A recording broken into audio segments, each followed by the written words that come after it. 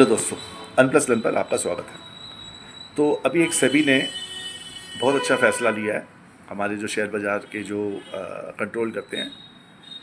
Actually ये जब फ़ैसला लेते हैं तो उनसे पहले एक कंसल्टेशन पेपर आता है, और जब कंसल्टेशन पेपर में ये हमारे क्या कहते हैं ये मनमोहन दास पाई साहब हैं, उन्होंने कहा था कि आप ये शेयर्स के बाईबैक के जो ओपन मार्केट में से जो शेयर खरीदते हैं उसको दोबारा शुरू करो, और इसको मंजूर कर दिया। तो मिस्टर केडिया है, विजय केडिया साहब, शेयर बाज़ार के, आपको पता ही होगा, उन्होंने भी कहा कि ये बहुत अच्छा फैंटास्टिक मूव है जो सेबी ने ये रूल दोबारा वापस शुरू कर दिया है। तो अब मैं आपको बताता हूँ, दो तरीके से होते हैं बाई बैक, एक होता है ओपन और एक होता है टेंडर।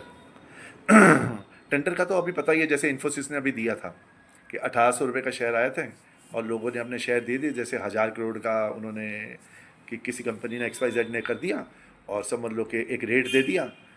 अगर समझ लो आपके पास 100 शेयर हैं तो 10 शेयर चले जाएंगे, 20 शेयर चले जाएंगे, उतने शेयर आपके चले जाएंगे, और बाकी शेयर आपके अकाउंट में ही देंगे। एक तो ये है।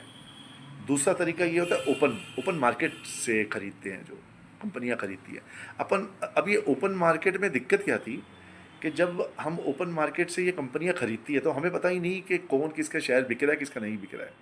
तो इसके वजह से इन्होंने ये ओपन मार्केट वाला सिस्टम बंद कर दिया था, जो अब सेबी ने वापस इसको रिवाइव करके इसको आया कि हम ओपन मार्केट से अलाउ कर रहे हैं। इससे क्या होगा कि जो भी कंपनी है, समझ लो कोई भी XYZ कंपनी है, समझ लो इन्फोसिस ही सही, तो ये अगर अपना शेयर खरीदेगी, तो शेयर अगर खरीदेगी मार्केट से तो शेयर स्टेबल होगा, एकदम तेज़ी से भागेगा नहीं, लेकिन एक एक कंट्रोल रहेगा, एक मतलब एक रेट रहेगा उसका। ये नहीं कि बिल्कुल ही ख़त्म हो जाएगा शेयर।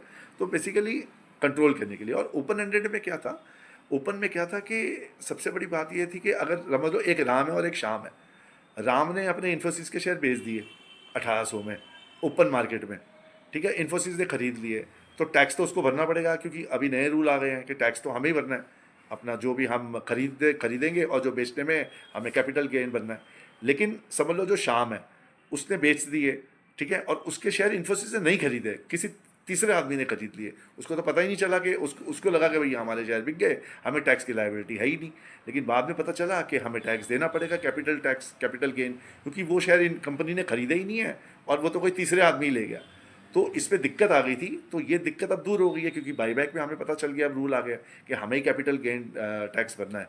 तो इसके वजह से अब सेबी ने ये रूल वापस लेने की मंजूरी दी है। अब देखो ये कब इसका फाइनलाइजेशन होती है। तो एक न्यूज़ थी, आपको मैंने देनी थी।